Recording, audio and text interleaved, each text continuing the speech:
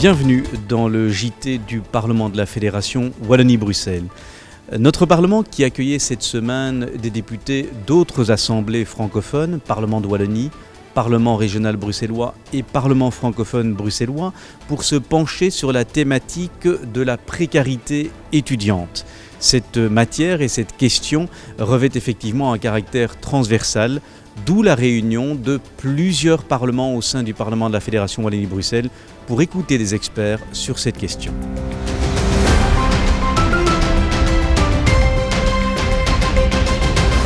Ce mardi 19 janvier 2021, en commission conjointe, les députés ont entendu les experts, M. Van Cutsem et Mme Martin de BDO, ainsi que Mesdames S et Delmont de Sonecom, venus présenter les résultats de leur étude sur la précarité étudiante réalisée sous la législature précédente.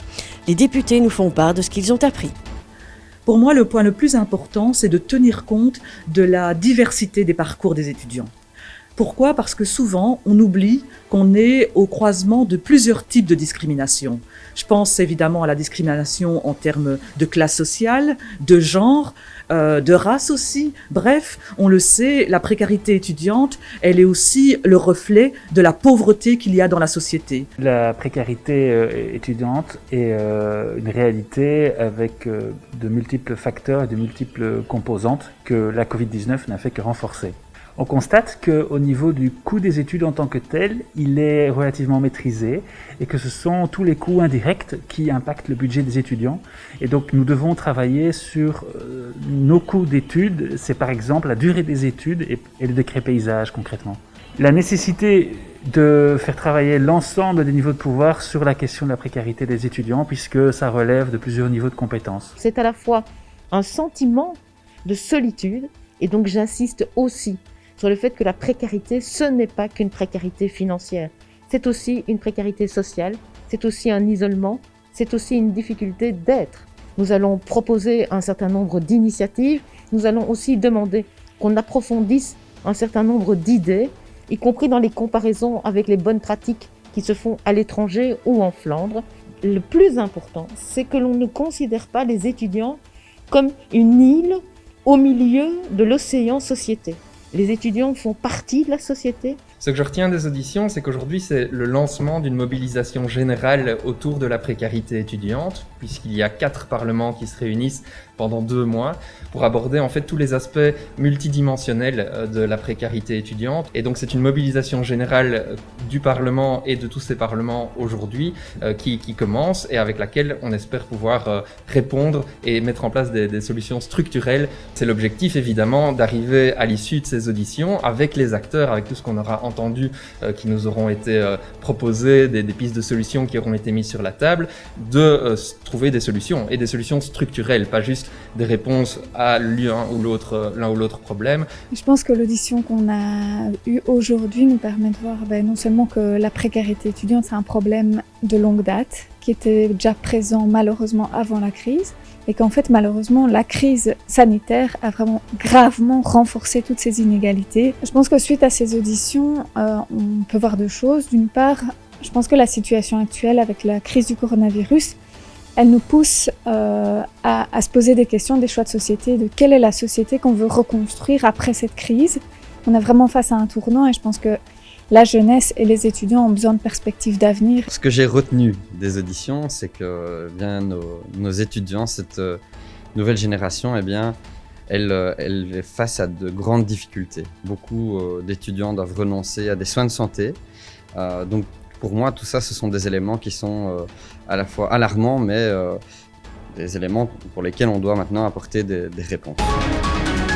En séance plénière ce mercredi, l'examen et le vote d'une proposition de résolution, une initiative donc de parlementaires, visant à lutter contre les discours de haine et de harcèlement, notamment dans la sphère numérique. En séance plénière, les députés ont débattu sur une proposition de résolution relative à la sensibilisation, la prévention et la lutte contre les discours de haine, y compris dans l'univers numérique. Après un long échange de vues, les députés, tous partis confondus, ont voté cette proposition de résolution pour améliorer le vivre ensemble et lutter contre le populisme. Et pour terminer ce journal, le sport. Le Parlement de la Fédération Wallonie-Bruxelles remettait son 3e prix du sport féminin en séance plénière. Le Parlement de la Fédération Wallonie-Bruxelles a fait de l'égalité entre les hommes et les femmes une de ses priorités. Dans le cadre de son engagement dans le mouvement, le Parlement a souhaité étendre son action en faveur d'une réelle égalité des genres dans le domaine particulier du sport, en votant en mars 2018 un décret instituant le prix du Parlement de la Communauté française pour la promotion du sport féminin. Ludivine Henrion en est la 3e lauréate.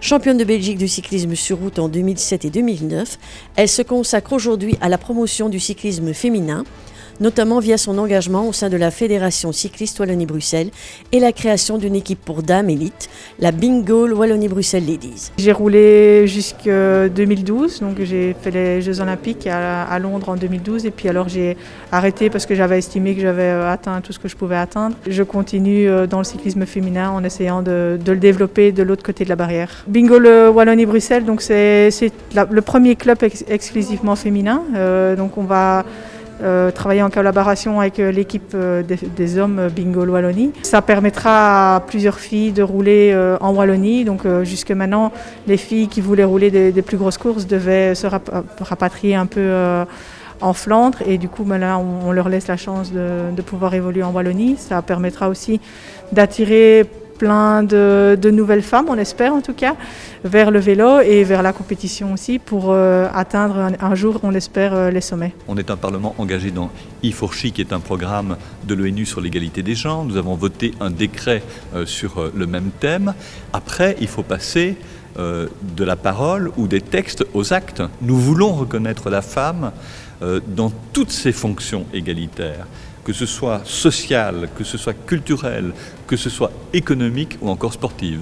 D'avoir aujourd'hui l'occasion de remettre à une jeune femme qui a dû traverser tous les obstacles offerts aux jeunes sportives ce prix, c'est reconnaître effectivement sa détermination à passer au-delà de ce que la société semble considérer comme normal. C'est à la fois la vision exemplative du sport professionnel, mais c'est aussi un message destiné aux jeunes femmes et aux femmes dans toutes les pratiques sportives amateurs.